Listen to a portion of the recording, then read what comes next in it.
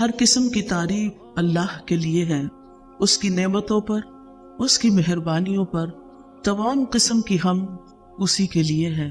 وہ جس کو چاہتا ہے سیدھے رستے کی طرف ہدایت دیتا ہے۔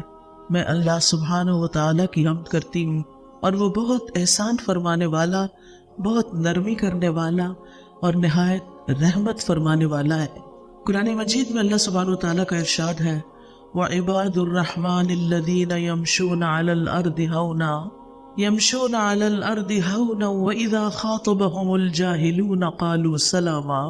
اور رحمان کے بندے وہ ہیں، رحمان کے بندے، خاص بندے جو زمین پر نرمی سے چلتے ہیں، آہستگی سے چلتے ہیں، پاؤں مار مار کے نہیں چلتے، اور جب جاہل لوگ، ناسمجھ لوگ ان سے بات کرتے ہیں، الجھتے ہیں، جھگڑتے ہیں، تو وہ کہتے ہیں سلام ہے، یعنی بحث مباحثے کو طول نہیں دیتے، جھگڑے کو بڑھاتے نہیں۔ تو یہاں رحمان کے بندوں کی پہلی صفت جو بیان ہوئی ہے وہ بڑی ہی اہم ہے۔ رحمان کے بندے دو طرح کے ہیں، ایک عام اور ایک خاص۔ عام بندوں میں ہر طرح کی مخلوق شامل ہے، نیک، بد، اچھے، برے، مسلمان، غیر مسلم، سب کے سب، وہ سب رحمان کے بندے ہیں۔ ان کل من فی السماوات والارض الا آتی الرحمن عبدا۔ آسمانوں اور زمین میں جو کوئی بھی ہے وہ رحمان کے پاس غلام بن کر آنے والا ہے، بندہ بن کے آنے والا ہے۔ اور دوسرے خاص بندے جو اللہ کے نبی، مرسلین اور اس کے ولی ہیں، جو اس کے اطاعت گزار، فرما بردار بندے ہیں، جو صرف علم حاصل نہیں کرتے بلکہ اس پر عمل بھی کرتے ہیں، اور ان کی کچھ خاص صفات ہوتی ہیں۔ وہ صفات تو کافی ساری ہیں، لیکن میں آج صرف پہلی صفت پہ بات کروں گی، اور وہ صفت ہے نرمی کی، عاجزی کی، انکساری کی، آہستگی کی۔ تو ان کے بارے میں فرمایا کہ یمشون علی الارض ہونا، یعنی اللہ اور مخلوق کے سامنے وہ بڑے پرسکون اور متواضع ہوتے ہیں، ہمبل ہوتے ہیں۔ یہ بات کیوں کی گئی؟ یہ اس لیے کی گئی کہ انسان کو یہ یاد دہانی کرائی جائے کہ انسان اپنی اصل کو یاد رکھے۔ ہماری اصل کیا ہے؟ ہم مٹی سے بنے ہیں۔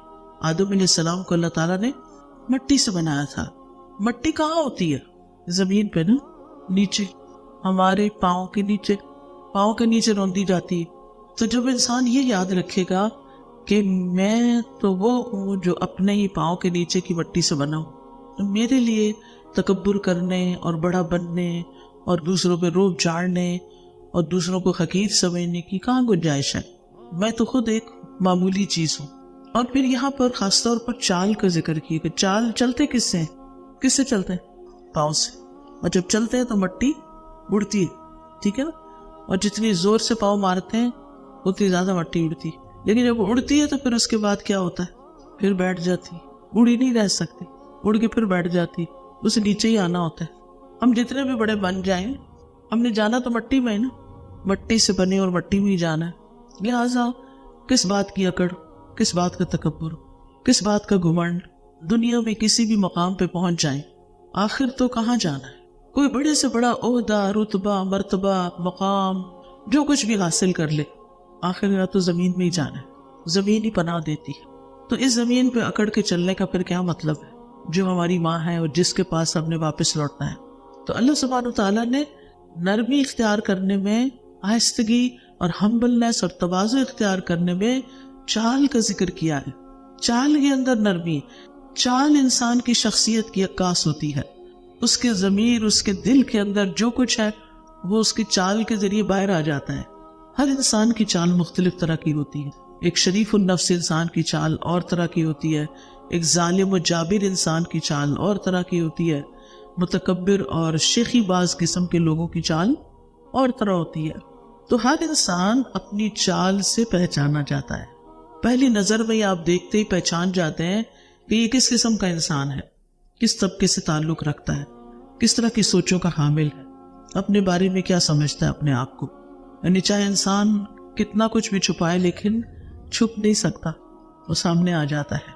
تو عباد الرحمن کی چال جو ہے وہ آہستہ ہوتی ہے، متواضع ہوتی ہے، آرام سے چلتے ہیں، اور یہ اس بات کی نشاندہی ہوتی ہے کہ ان کے دل کے اندر تکبر نہیں، وہ عبد ہیں، اور عبد بھی کس کے ہیں، غلام بھی کس کے ہیں، رحمان کے۔ تو ایسے لوگ پاؤں پٹک پٹک کے نہیں چلتے، جوتے مار مار کے نہیں چلتے، بلکہ آہستگی سے چلتے ہیں اور اپنی حیثیت کو ذہن میں رکھتے ہیں کہ ہم کچھ بھی کر لیں، ہم ہیں انسان۔ اور پھر دوسری صفت اس آیت میں کیا ہے؟ وَإِذَا خَاطَبَهُمُ الْجَاهِلُونَ قَالُوا سَلَامًا۔ چال کے بعد دوسری پہچان انسان کی گفتگو ہوتی ہے، بات چیت ہوتی۔ مثلا کوئی آ رہا ہو نا تو آپ دیکھتے ہیں کیسے چل کے آ رہا ہے، آ گیا پھر وہ بات کرنے لگتا ہے تو مزید پتہ چلتا ہے کہ یہ کیسا انسان ہے۔ تو جب وہ بات کرتے ہیں تو ان کی بات کے اندر حلم ہوتا ہے، برداشت ہوتی ہے، آرام سے بات کرتے ہیں۔ جبکہ جاہل لوگ، ناسمجھ لوگ، بے وقوف لوگ، وہ کیا کرتے ہیں؟ لوگوں کو چیخ چلا کے جواب دیتے ہیں، بدتمیزی اور بد اخلاقی کے ساتھ پیش آتے ہیں۔ لیکن رحمان کے بندے ہر سچویشن میں خیر کی بات کرتے ہیں، بھلی بات کرتے ہیں، اچھی بات ہی کرتے ہیں۔ حتیٰ کہ اگر جاہل لوگ ان کے متھے لگیں یا جاہل لوگ ان کو پریشان کریں تو بھی وہ اپنا ٹیمپرامنٹ لوز نہیں کرتے، اس وقت بھی وہ آرام سے ہی بات کرتے ہیں۔ ہمیں اس آئینے میں اپنے آپ کو دیکھنے کی ضرورت ہے کہ ہمارا لہجہ کیسا ہوتا ہے۔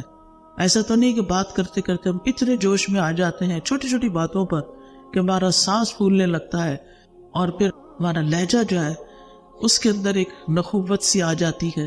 چلیے ہم کسی سے بھی بات کر رہے ہوں، یعنی عام طور پر ہم اپنے جیسے لوگوں سے ہی بات کر رہے ہوتے ہیں، لیکن کبھی کبھی انسان کا واسطہ جاہلوں سے بھی پڑ جاتا ہے، تو یہ ایک ایکسٹریم کیس ہوتا ہے۔ تو جو اس ایکسٹریم کیس میں کامیاب ہو جائے، یعنی یہاں یہ نہیں کہا جب وہ لوگوں سے بات کرتے ہیں تو اچھے طریقے سے کرتے ہیں، بلکہ کیا کہا جب جاہلوں سے بات کرتے ہیں تو بھی ان کو سلام بھیج دیتے ہیں، یعنی سلامتی کے ساتھ رہتے ہیں، سلامتی کا پیغام دیتے ہیں۔ سلام کیا ہے؟ سلامتی کا پیغام ہے۔ اگر کوئی شخص جاہل سے بات کرتے ہوئے اپنا غصہ، اپنے آپ کو کنٹرول کر لیتا ہے تو پھر ایک اچھے انسان سے تو وہ اچھی طرح ہی بات کرے گا نا۔ یہاں یہ نہیں کہا گیا کہ جب وہ اچھے لوگوں سے بات کرتے ہیں تو بہت اچھے ہوتے ہیں، اس میں تو انسان کا کوئی کمال نہیں کہ اگر سامنے والا آپ سے اچھی طرح بات کر رہا ہے تو آپ اچھے ہی ہوں گے۔ لیکن آپ دیکھیے کہ بعض اوقات سامنے والا اچھا ہوتا ہے لیکن ہم اچھے نہیں ہوتے، ہمارا اخلاق بگڑا ہوا ہوتا ہے۔ تو اچھا کون ہے کہ جب سامنے والا اچھا نہ ہو پھر بھی اچھے ہوں۔ تو رحمان کے بندے رسول اللہ صلی اللہ علیہ وسلم کے اسوہ حسنہ کی پیروی کرتے ہیں، اس کو اپنے لیے بہترین نمونہ سمجھتے ہیں۔ آپ کی باتوں میں نرمی تھی، آہستگی تھی، بات اس طرح کرتے تھے کہ دوسرا آسانی سے سمجھ جاتا تھا، اور جتنا بھی کوئی دوسرا جہالت برت رہا ہوتا تھا اس کی جہالت آپ کی بردباری میں اضافہ کرتی تھی۔ یعنی ایسا ہوتا ہے نا کہ بیوقوف لوگ جب آپ کو پریشان کرنا چاہتے ہیں اور آپ نہیں ہوتے تو وہ اس کے بعد مزید بیوقوفی کرتے ہیں، مزید بیوقوفی کرتے ہیں، وہ ٹیسٹ کر رہے ہوتے ہیں کہ بھلا آپ کیا کرتے ہیں، کیا آپ بھی اسی زبان میں جواب دیتے ہیں یا نہیں۔ تو قالوا سلاما، یعنی بحث مباحثہ ترک کر دیتے ہیں، جھگڑے کو طول نہیں دیتے، بحث چھوڑ دیتے ہیں۔ یعنی عباد الرحمن اہل جہالت سے الجھتے نہیں۔ اب یہ اہل جہالت آپ کے گھر میں بھی ہو سکتے ہیں اور باہر بھی جہاں آپ کا کوئی کام ہو وہاں بھی ہو سکتے ہیں، وہ کوئی رکشہ ڈرائیور بھی ہو سکتا ہے، وہ کوئی دکاندار بھی ہو سکتا ہے، کہیں بھی کوئی ہو سکتا ہے۔ لیکن آپ کو یہ نہیں دیکھنا کہ دوسرے کیا کر رہے ہیں، آپ کو یہ دیکھنا کہ آپ کو خود کیا کرنا ہے، یہاں آپ کا رول کیا ہے۔ جاہلوں کی گفتگو کا مقابلہ اچھی گفتگو کے ساتھ کرنا چاہیے۔ سورۃ القصص میں آتا ہے وَإِذَا سَمِعُوا اللَّغْوَ أَعْرَضُوا عَنْهُ وَقَالُوا لَنَا أَعْمَالُنَا وَلَكُمْ أَعْمَالُكُمْ سَلَامٌ عَلَيْكُمْ لَا نَبْتَغِي الْجَاهِلِينَ۔ اور جب وہ کوئی لغو بات سنتے ہیں تو اس سے کنارہ کرتے ہیں اور کہتے ہیں ہمارے لیے ہمارے اعمال ہیں اور تمہارے لیے تمہارے اعمال ہیں، سلام ہے تم پر، ہم جاہلوں کو نہیں چاہتے، یعنی ہم جاہلوں سے الجھنا نہیں چاہتے۔ تو اس آیت سے کیا بات پتہ چل رہی ہے؟ نرمی کی فضیلت، جو نیک بندوں کی چال اور گفتگو دونوں میں عیاں ہوتی ہے، دونوں سے پتہ چلتی ہے۔ رحمان کے بندوں کے اندر حلم ہوتا ہے، برداشت ہوتی ہے، احسان کا رویہ ہوتا ہے، عفو درگزر کرنا جانتے ہیں، ان کے اندر ایک ذہنی سکون ہوتا ہے۔ پھر یہ کہ حلم اپنانا بلند اخلاق کا درجہ ہے، اور احمق لوگوں کے مرتبے پر نیچے اترنا کم عقل لوگوں کی ایک قسم ہے۔ علی ابن ابی طالب رضی اللہ عنہ کہتے ہیں کہ جاہل 6 عادات کی وجہ سے پہچانا جاتا ہے، جاہل 6 عادتوں کی وجہ سے پہچانا جاتا ہے۔ اب اپنے آپ کو دیکھیے، اب یہ نہ ڈھونڈیے اچھا بھلا کس کس کے اندر یہ باتیں ہیں، اپنے اندر دیکھنی کہ کہیں ہم تو نہیں۔ نمبر 1، وہ معمولی باتوں پہ غضبناک ہو جاتا ہے، چھوٹی چھوٹی بات پہ غصہ کر لیتا ہے، بے فائدہ باتیں کرتا ہے، بے مقصد باتیں، فضول باتیں، غیر مناسب مقام پر عطیات دیتا ہے، یعنی جو مستحق نہیں ہوتے ان کو دیتا ہے، دشمن اور دوست کی پہچان نہیں رکھتا، ہر ایک سے دوستی کر لیتا ہے، راز افشا کر دیتا ہے، یعنی اس کے دل میں کوئی بات ٹکتی نہیں، ہر بات دوسرے کو بتا دیتا ہے، اور ہر کسی پہ بھروسہ کر لیتا ہے، ہر کسی پہ ٹرسٹ کر لیتا ہے۔ یہ شخص بے وقوف ہوتا ہے، جاہل ہوتا ہے، ناسمجھ ہوتا ہے۔ آپ دیکھیں کہ ان ساری چیزوں پر قابو پانے کے لیے ایک چیز چاہیے، اور وہ ہے سیلف کنٹرول، اپنے آپ کو روک لینا، اپنے نفس کے سرکش گھوڑے کی باگ کھینچ کے رکھنا۔ جب کسی بات پہ غصہ آ رہا ہو تو اس کا نہیں، غصہ نہیں ظاہر کرنا، فضول باتوں میں پڑھنے کو دل چاہت کر نہیں، یہ بیکار کی بات کرنے کی ضرورت نہیں ہے۔ یعنی جب آپ کے دل میں کوئی بات کرنے کو آئے نا تو سوچا کریں کوئی ضرورت ہے اس کی، کیا اس کے بغیر گزارا ہو سکتا ہے؟ اگر ہو سکتا ہے تو جانے دیں اس کو، لیٹ اٹ گو، کوئی ضرورت نہیں ہے اس کو چھیڑنے کی۔ اور پھر فضول خرچ بھی وہی لوگ ہوتے ہیں جن کو اپنے نفس پہ کنٹرول نہیں ہوتا۔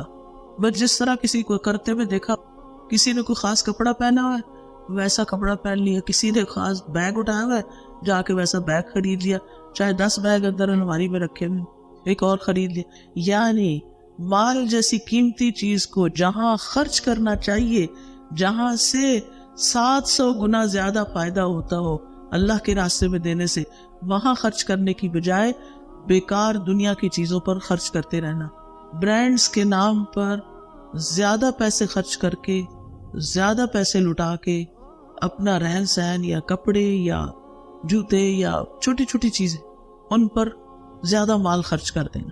یعنی وہ صدقات جو ہمیں بیماریوں سے نجات دلاتے ہیں، وہ صدقات جو ہماری موت کو آسان کریں گے، وہ صدقات جو ہماری قبر کو روشن کریں گے، وہ صدقات جو پل صراط پہ روشنی کا باعث بنیں گے، وہ صدقات جو آخرت میں حساب کی آسانی کریں گے، وہ صدقات جو ہمارے لیے قیامت کے دن سایہ بنیں گے، کیونکہ مومن کا صدقہ قیامت کے دن اس کے لیے سایہ ہوگا، وہ صدقات چھوڑ کر وہاں مال خرچ کرنے کی بجائے دنیا میں ہی سب کچھ لٹا دینا، صرف اپنی عیش و عشرت، کیونکہ کوئی مقصد نہیں ہے نا، یہ آخرت بھولی ہوئی ہے نا، غافل ہے نا۔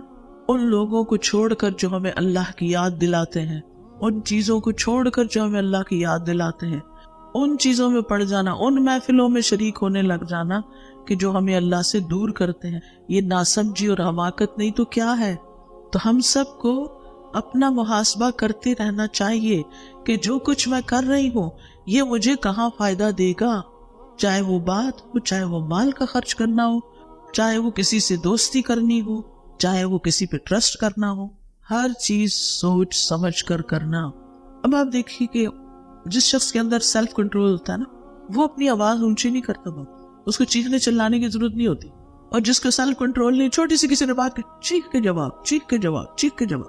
2 طرح کی مائیں ہوتی ہیں، ایک وہ جو ہر بات کے جواب میں چیختی چلاتی، اور کبھی بچوں سے آرام سے بات ہی نہیں کرتی، بچوں بیچاروں کو سمجھ ہی نہیں آتی کہ ماں چاہتی کیا ہے، ہر وقت ہی غصے میں رہتی ہے۔ پھر وہ دیکھتے اس کے دوست کی ماں تو ایسی نہیں، پھر وہ اپنی ماں سے نفرت کرتا ہے اور دوست کی ماں سے محبت کرتا ہے۔ بعض اوقات ایسا ہوتا ہے نا، شادی کے بعد انسان دیکھتا ہے کہ میری ماں تو اور طرح تھی، ساس میری بہت اچھی ہے، یہ بہت محبت کرتی ہے۔ اب کیا ہوتا ہے، اب وہ بچہ جو ہے وہ ساس سے زیادہ محبت کرنے لگتا ہے، اب ماں کو اور جیلسی ہونے لگتی ہے، وہ اور زیادہ ڈانٹ ڈپٹ کرتی ہے، وہ اور زیادہ فرسٹریشن کا شکار ہوتی ہے کہ تم بہت بے وفا ہو۔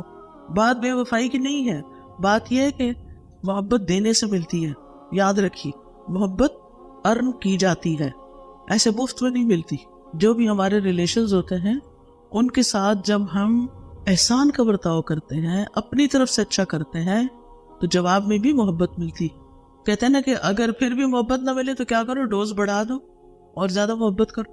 نفرت لینا، نفرت پالنا، یعنی نفرتیں اکٹھی کرنا بڑا آسان ہے.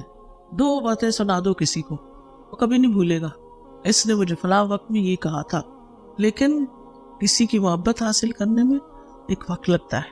تو بہرحال محبت ہو یا اچھے تعلقات ہو، کوئی بھی چیز ہو، ان میں نرمی ان کو خوبصورت بنا دیتی ہے. نرمی بہت سے کام آسان کر دیتی ہے، قول میں بھی فعل میں بھی. نرم پہلو اختیار کرنا، آسان کام کو لینا، اور یہ سختی کا اپوزٹ ہے. ٹھیک ہے، نرمی کا اپوزٹ کیا، متضاد کیا، سختی. امام سفیان ثوری نے اپنے ساتھیوں سے کہا جانتے ہو نرمی کیا ہے؟ تو انہوں نے کہا کہ آپ ہی ہمیں بتا دیں. انہوں نے کہا یہ کہ تم کاموں کو ان کی جگہوں پہ رکھو. جو کام جتنا امپورٹنٹ ہے نا اس کو اتنی امپورٹنس دو. سختی کو اس کی جگہ پر، نرمی کو اس کی جگہ پر، تلوار کو اس کی جگہ پر، کوڑے کو اس کی جگہ پر. یہ نرمی ہے. چھری کو اپنی جگہ، کینچی کو اپنی جگہ، سختی کو اپنی جگہ، نرمی کو اپنی جگہ. ہر جگہ نرمی بھی نہیں چلتی اور ہر جگہ سختی بھی نہیں چاہیے ہوتی. ہر چیز اپنی جگہ پر ہی اچھی لگتی. ٹھیک ہے، نرمی جو ہے وہ اللہ تعالیٰ کی بھی صفت ہے. حضرت انس کہتے ہیں نبی صلی اللہ علیہ وسلم نے فرمایا سختی اکھڑ پن جس چیز میں ہوگی اسے بدنما کر دے گی، اور اللہ بہت نرم خو ہے، نرمی کو پسند کرتا ہے. اللہ سبحانہ تعالیٰ نرمی کو پسند کرتا ہے. نبی صلی اللہ علیہ وسلم کی صفت بھی ہے. اللہ تعالیٰ فرماتے ہیں فَبِمَا رَحْمَةٍ مِّنَ اللَّهِ لِنْتَ لَهُمْ وَلَوْ كُنْتَ فَظًّا غَلِيظَ الْقَلْبِ لَانفَضُّوا مِنْ حَوْلِكَ. بس اللہ کی طرف سے بڑی رحمت ہی کی وجہ سے آپ ان کے لیے نرم ہو گئے ہیں، اور اگر آپ بدخلق سخت دل ہوتے تو یقیناً یہ آپ کے ارد گرد سے منتشر ہو جاتے، پھر یہ آپ کے ساتھ مل کے کام نہ کرتے. نبی صلی اللہ علیہ وسلم کے بارے میں آتا ہے بالمؤمنین رؤوف الرحیم، کیا مومنوں کے ساتھ شفیق ہیں، مہربان ہیں، رحیم ہیں. انبیاء کی صفت بھی یہی تھی. حضرت یحییٰ کے بارے میں آتا ہے وحنانا من لدنا وزکات، ہم نے اسے اپنی مہربانی سے نرم دل اور پاکیزہ سیرت بنایا تھا. وحنانا من لدنا وزکات وکان تقیہ، اور وہ واقعی پرہیزگار تھا. عیسیٰ علیہ السلام کے بارے میں آتا ہے وَبَرًّا بِوَالِدَتِي وَلَمْ يَجْعَلْنِي جَبَّارًا شَقِيًّا، میں اپنی والدہ سے بہتر سلوک کرتا رہوں، اللہ نے مجھے یہ حکم دیا ہے، اور اللہ نے مجھے جابر اور بدبخت نہیں بنایا. نبی صلی اللہ علیہ وسلم کو حکم دیا گیا وَاخْفِضْ جَنَاحَكَ لِمَنِ اتَّبَعَكَ مِنَ الْمُؤْمِنِينَ، اور ایمان لانے والوں میں سے جو آپ کی اتباع کریں ان سے تواضع سے پیش آئیں. اور یہ کامل ایمان والے جو مومن ہیں ان کی یہ صفت ہے رحماء بینہم، کہ آپس میں بڑے رحیم و شفیق ہوتے ہیں. رسول اللہ صلی اللہ علیہ وسلم نے فرمایا مومن آسان اور نرم ہوتے، اس مانوس اونٹ کی طرح کہ اگر اس کو اپنے پیچھے چلایا جائے تو وہ مطیع ہو کر چلا آتا ہے، اور اگر اس کو پیچھے سے ہانکا جائے تو وہ آگے کو جانے لگتا ہے، اور اگر اس کو تم چٹان پر بھی بٹھا دو تو وہاں وہ بیٹھ جاتا ہے. ایزی گوئنگ، نو ایگو، کوئی پرابلم نہیں، یعنی دوسروں کی بات آسانی سے مان لیتا ہے. اسی طرح ابو انبا خولانی کہتے ہیں کہ نبی صلی اللہ علیہ وسلم نے فرمایا بے شک اہل زمین میں سے اللہ کے کچھ برتن ہیں، اور تمہارے رب کے برتن نیک لوگوں کے دل ہیں، اور اس کی طرف ان میں سے سب سے زیادہ پسندیدہ وہ ہیں جو ان میں سب سے زیادہ نرم ہیں اور سب سے زیادہ رقت والے ہیں، یعنی ان کے دل نرم ہیں. ہشام بن عروہ اپنے والد سے روایت کرتے ہیں کہ حکمت میں یہ بات لکھی ہوئی ہے کہ نرمی کرنا حکمت کا نچوڑ ہے، یعنی وہ شخص نہایت صاحب حکمت ہے جس کے اندر نرمی ہے.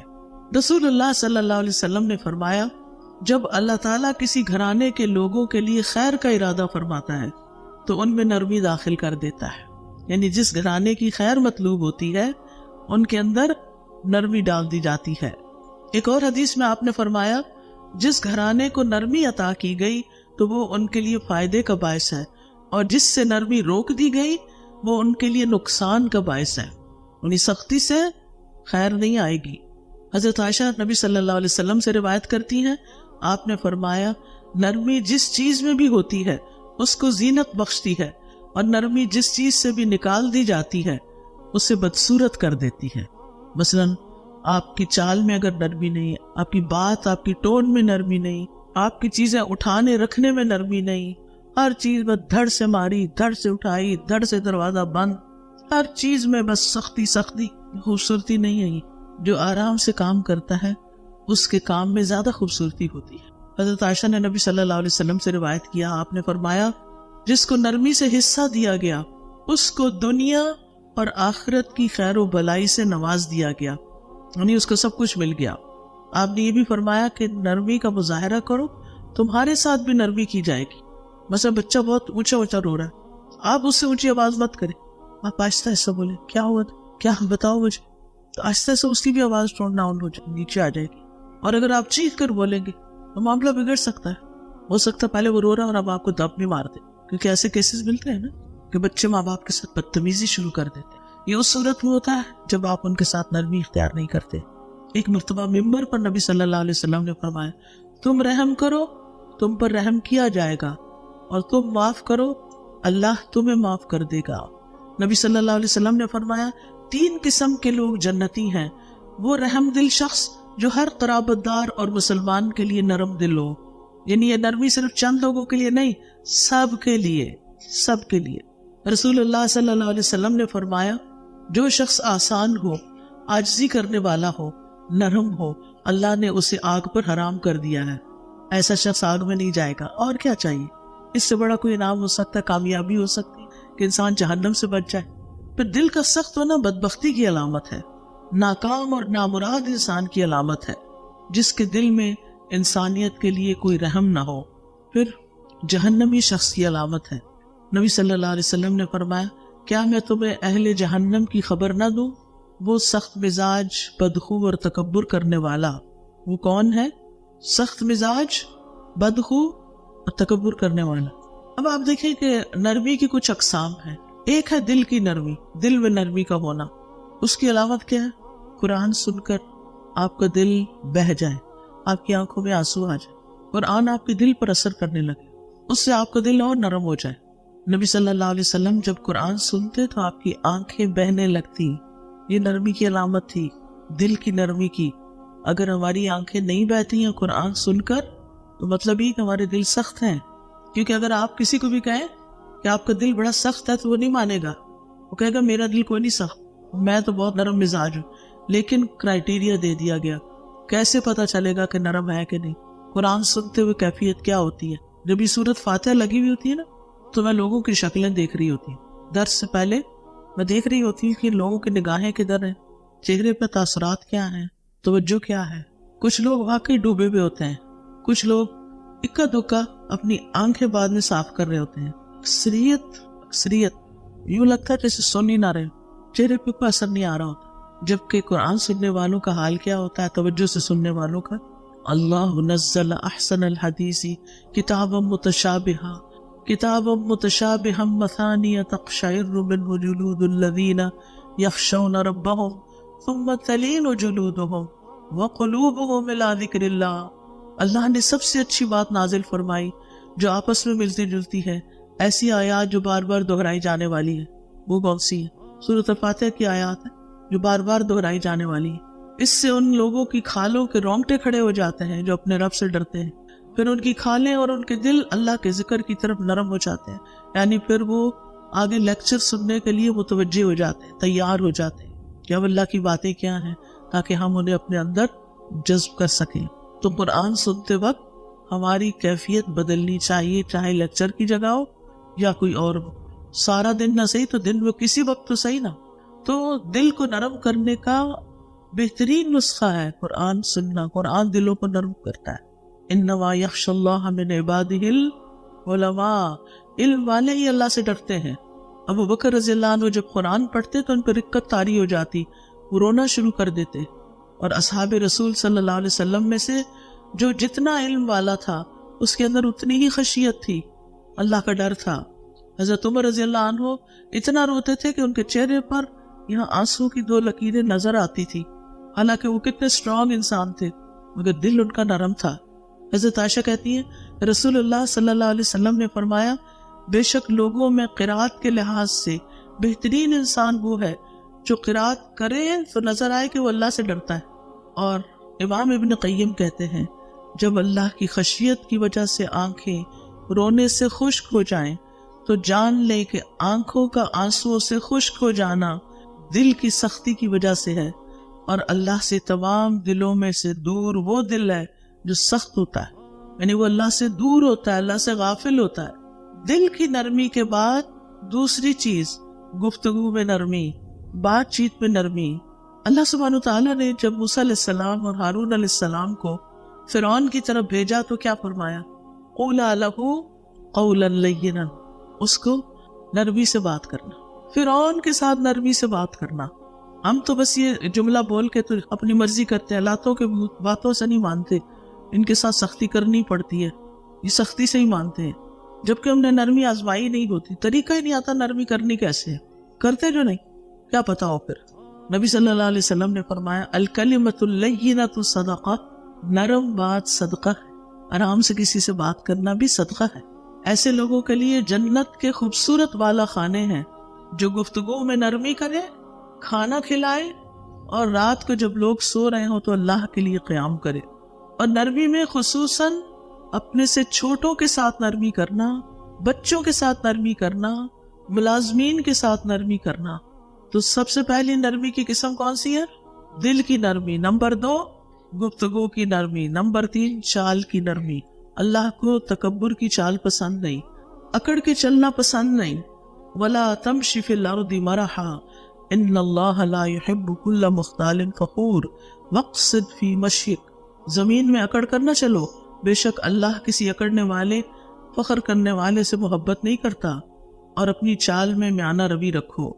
ابن عمر کہتے ہیں رسول اللہ صلی اللہ علیہ وسلم نے فرمایا جو شخص اپنے آپ کو بڑا سمجھے یا اپنی چال میں تکبر کرے، اپنے آپ کو بڑا سمجھے یا اپنی چال میں تکبر کرے، وہ اللہ سے اس حال میں ملے گا کہ اللہ اس سے ناراض ہوگا۔ آرام سے چلنے کا حکم اس حد تک ہے کہ اگر آپ جماعت میں نماز کے لیے جا رہے ہیں، جیسے حرم وغیرہ جاتے ہیں، کچھ خواتین جمعے کے دن مسجد جاتی ہیں، تو وہ بھی اس بات کا خیال رکھیں کہ بھاگم بھاگ نہیں جانا، آرام سے چل کے جانا، چاہے ایک رکعت مس بھی ہو جائے، آرام سے ہی چلنا، پھر بھی آرام سے چلنا ہے۔ رسول اللہ صلی اللہ علیہ وسلم نے فرمایا جب نماز کے لیے پکارا جائے تو دوڑتے ہوئے مت آیا کرو، بلکہ اطمینان اور سکون کے ساتھ آیا کرو۔ پھر رشتوں میں انسانوں کے ساتھ جو نرمی کرنی ہے ہم نے، اس میں سب سے پہلا مستحق کون ہے ہماری نرمی کا؟ والدین۔ وبالوالدین احسان مخفض لہما جناح الذل من الرحمہ، جو والدین کے ساتھ نرمی کرتا ہے وہ جنت میں جائے گا۔ نبی صلی اللہ علیہ وسلم نے حارثہ بن نعمان کو جنت میں تلاوت کرتے ہوئے سنا، فرمایا یہی نیکی ہے، یہی نیکی ہے، اور وہ اپنی والدہ کے ساتھ بہت اچھا سلوک کرتے تھے، حتیٰ کہ اللہ کے نافرمان والدین کے ساتھ بھی اچھا سلوک کرنا چاہیے، اور والد کی نسبت بھی والدہ سے، ماں سے زیادہ اچھا سلوک کرنا چاہیے، کیونکہ ماں نے تکلیفیں زیادہ اٹھائی ہیں۔ ماں عام طور پر بیمار ہو جاتی ہیں بچوں کی رکھوالی کر کر کے، اور سینسیٹیو بھی ہوتی ہیں، اس لیے ان کی طرف توجہ زیادہ ہونی چاہیے۔ پھر والدین کو رلانے سے باز رکھنا چاہیے، کبھی ایسا نہ ہو کہ آپ کی وجہ سے ماں باپ روئیں، یہ نہیں ہونا چاہیے۔ اچھا، ایک تو یہ کہ ہماری بدتمیزی اور بد اخلاقی سے ہو سکتا ہے، دوسری ایک وجہ کہ ہم اگر بہت زیادہ اپنے مسئلے مسائل ان کو سناتے ہیں نا، اور وہ ہماری وجہ سے دکھی ہو جاتے ہیں، اور ہم ان کو رلا رہے ہیں، ہر روز کوئی نیا مسئلہ، تو یہ بھی ٹھیک نہیں ہے۔ پھر اسی طرح اپنے سارے گھر والوں سے نرمی، چاہے والد ہوں، شوہر ہوں، سب کے ساتھ اچھا سلوک، بچے ہوں، بہن بھائی ہوں، رشتہ دار ہوں، یعنی آپ جب گھر پہ ہو تو ان کے اوپر خوف نہ طاری ہو، بلکہ آپ کی کمپنی میں وہ ریلیکس ہو، آپ ان کی بات سن لیں، آپ ان کی فرمائش پوری کر دیں، آپ گھر کے کام کاج میں ان کے ساتھ مدد کر دیں، اور پھر ان کو اپریشیٹ کریں۔ اگر آپ گھر جاتی امی نے کھانا پکایا ہوا ہے اور آپ کی پسند کا نہیں، کیا کریں گی؟ آج میں کھانا نہیں کھا رہی، ان کے دل پہ کیا گزرے گی؟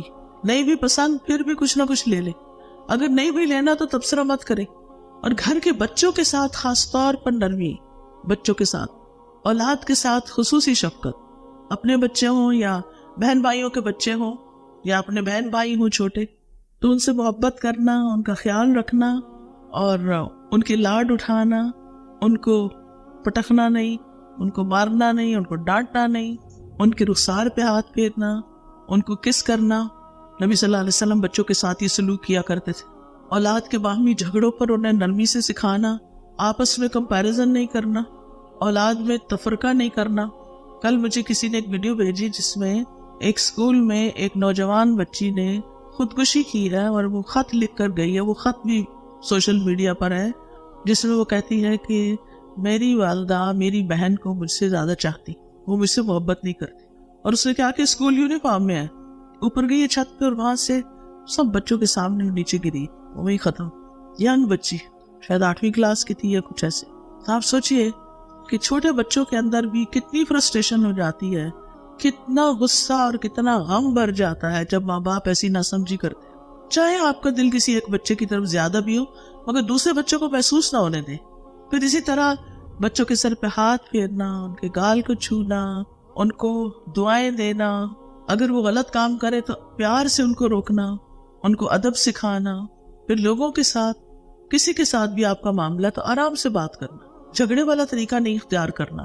ہر ایک کے ساتھ نرمی, ہر ایک کے ساتھ اچھے اخلاق سے بات, بڑوں کی عزت اور بڑوں کا احترام, چاہے وہ عمر میں آپ سے بڑے ہیں یا رتبے میں آپ سے بڑے ہیں. پھر کمزور لوگوں کا خیال رکھنا, لوگوں کے ساتھ آسانی سے بات کرنا, لین دین میں نرمی کرنا.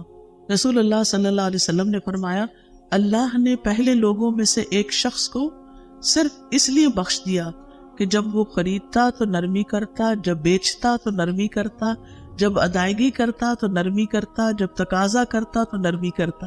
اس بنا پر اس کی بخشش ہو گئی کہ اس کے سارے معاملے میں نرمی ہے.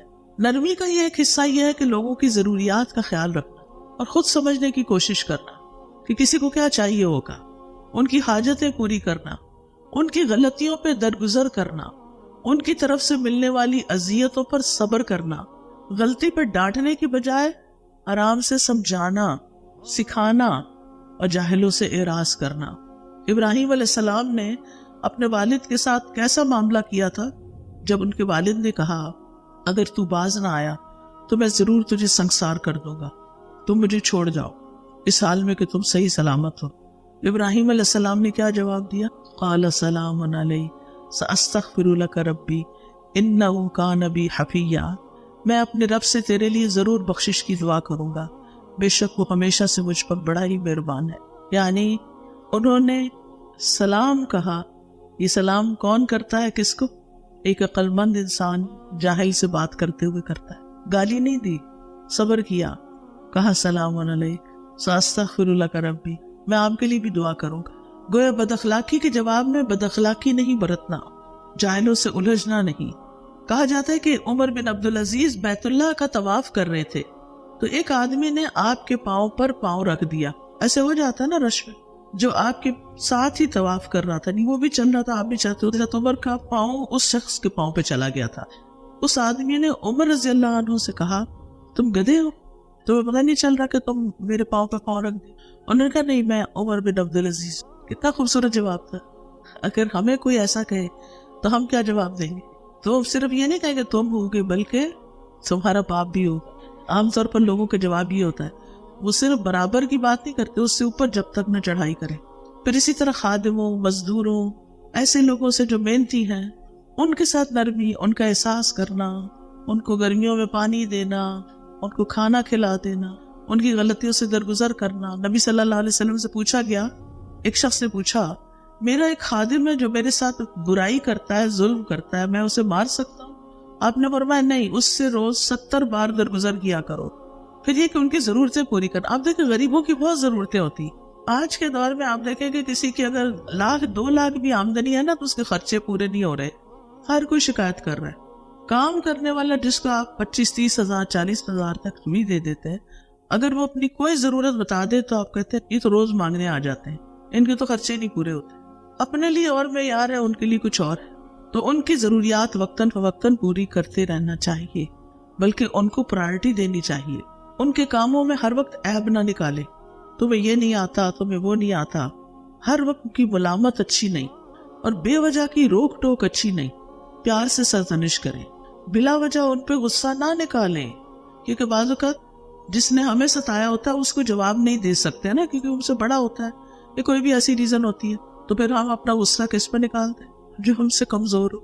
یہ بھی ناجائز ہے. نبی صلی اللہ علیہ وسلم غلاموں کے بارے میں آخر وقت تک تلقین کرتے رہے. حضرت عائشہ کہتی ہیں کہ ایک صحابی آپ کے سامنے بیٹھے نبی صلی اللہ علیہ وسلم کے, کہنے لگے یا رسول اللہ, میرے کچھ غلام ہیں, مجھ سے جھوٹ بولتے ہیں، خیانت کرتے ہیں، میرا کہنا بھی نہیں مانتے، پھر میں بھی انہیں مارتا ہوں، برا بھلا کہتا ہوں، تو یہ میرے ساتھ کیا معاملہ ہوگا، یعنی قیامت کے دن کیا بنے گا؟ آپ نے فرمایا ان کی خیانت، جھوٹ اور نافرمانی ایک طرف رکھی جائے گی اور تمہاری سزا دوسری طرف، اور اس کا حساب لگایا جائے گا۔ اگر تمہاری سزا ان کے جرائم سے کم ہوئی تو وہ تمہارے حق میں بہتر ہوگی، اور اگر تمہاری سزا ان کے گناہوں کے برابر نکلی تو معاملہ برابر سرابر ہو جائے گا، تمہارے حق میں نہ تمہارے خلاف۔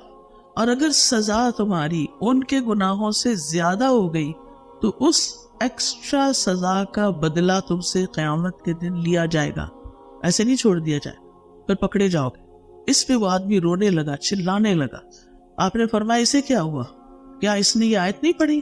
اور قیامت کے دن ہم انصاف کی ترازو قائم کریں گے، انصاف ہوگا قیامت کے دن، اللہ اکبر۔ لہٰذا کسی پر کسی قسم کا ظلم نہیں ہوگا، اور وہ رائے کے دانے کے برابر بھی ہو تو ہم اسے لے آئیں گے اور ہم حساب کرنے کے لیے کافی ہیں۔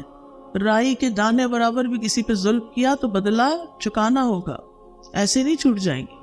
پھر جانوروں کے ساتھ نرمی، بلی کے ساتھ، بلی پال لی، طوطا پال لیا، مچھلی پال لی اور پھر بھول گئے، دھوپ میں ہے، چھاؤں میں ہے، کھانا ہے نہیں ہے، تو اس لیے اول تو میں تو اس کے سخت خلاف ہوں کہ گھروں میں آپ اس طرح کی چیزیں رکھیں، پرندوں کو اڑنے دیں، قید کر کے نہ رکھیں، اللہ ہمیں بھی قید سے بچائے دنیا اور آخرت کی۔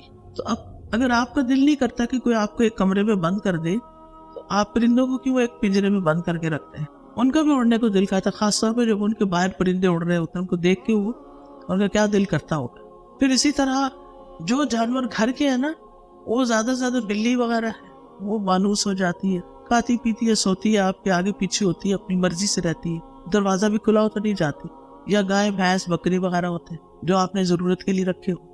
لیکن اس طرح کے پالتو طوطے اور اس طرح کی چیزیں جو ہے نا، یہ نقصان دہ ہیں، کچھ خاص طور پر اگر ان کا خیال نہ رکھا جائے۔ پھر اسی طرح ایک دفعہ آپ صلی اللہ علیہ وسلم ایک اونٹ کے پاس سے گزرے تو اس کا پیٹ بھوک کی وجہ سے پیٹ سے لگ چکا تھا۔ آپ نے فرمایا ان بے زبانوں کے معاملے میں اللہ سے ڈرو، ان پر مناسب بوجھ سوار کرو اور انہیں کھلاؤ پلاؤ، ان کو صاف ستھرا بھی رکھنا چاہیے، نہلانا دھلانا بھی چاہیے، زیادہ بوجھ نہیں ڈالنا چاہیے، مشقت والے کام نہیں لینے چاہیے، ان کو کرسی بنا کے نہیں بیٹھنا چاہیے، سخت ہاتھ نہیں لگانے چاہیے، لمبے ناخنوں کے ساتھ دودھ نہیں دھونا چاہیے کہ ان کو چبھے نہ، ذبح کرتے وقت بھی ان کے جذبات کا خیال رکھنا چاہیے، باندھ کر نہیں مارنا چاہیے۔ ہشام کہتے ہیں میں انس رضی اللہ عنہ کے ساتھ تھا اور ان کے ساتھ کہیں گیا تو دیکھا کہ کچھ نوجوان یا لڑکے ایک مرغی کو گاڑ کے اس پر نشانے لگا رہے ہیں، تو حضرت انس نے ان کو حدیث سنائی کہ رسول اللہ صلی اللہ علیہ وسلم نے جانوروں کو باندھ کر قتل کرنے سے منع فرمایا ہے۔ تو بہرحال یہ تھی چند باتیں نرمی کے حوالے سے۔ چلے دعا کر لیتے ہیں۔ سبحان اللہ والحمد للہ ولا الہ الا اللہ واللہ اکبر ولا حول ولا قوة الا باللہ العلی العظیم۔ اللہم صلی علی محمد وعلی آل محمد کما صلیت علی ابراہیم وعلی آل ابراہیم انک حمید مجید۔ اللہم بارک علی محمد وعلی آل محمد کما بارکت علی ابراہیم وعلی آل ابراہیم انک حمید مجید۔ ربنا آتنا فی الدنیا حسنۃ وفی الآخرۃ حسنۃ وقنا عذاب النار۔ اللہم اہدنی لأحسن الاخلاق لا یہدی لأحسنها الا انت واصرف عنی سیئها لا یصرف عنی سیئها الا انت۔ اے اللہ ہمیں اچھے اخلاق کی ہدایت عطا فرما، تیرے سوا کوئی اچھے اخلاق کی ہدایت نہیں دے سکتا، اور برے اخلاق مجھ سے دور کر دے، تیرے سوا کوئی ہم سے برے اخلاق دور کرنے والا نہیں۔ اللہم اغفر لی ذنوبی و خطایایا، اللہم انعشنی واجبرنی واہدنی لصالح الاعمال واجبرنی واہدنی لصالح الاعمال والاخلاق فإنہ لا یہدی لصالحها ولا یصرف سیئها الا انت۔ اے اللہ ہمارے گناہوں اور ہماری خطاؤں کو معاف فرما دے، اے اللہ ہمیں صحت اور تندرستی عطا فرما، ہماری کمیاں پوری کر دے، نیک اعمال اور اخلاق کی طرف ہماری رہنمائی فرما دے، کیونکہ ان کی نیکی کی طرف رہنمائی کرنے والا اور ان کی برائی کو دور کرنے والا تیرے سوا کوئی نہیں۔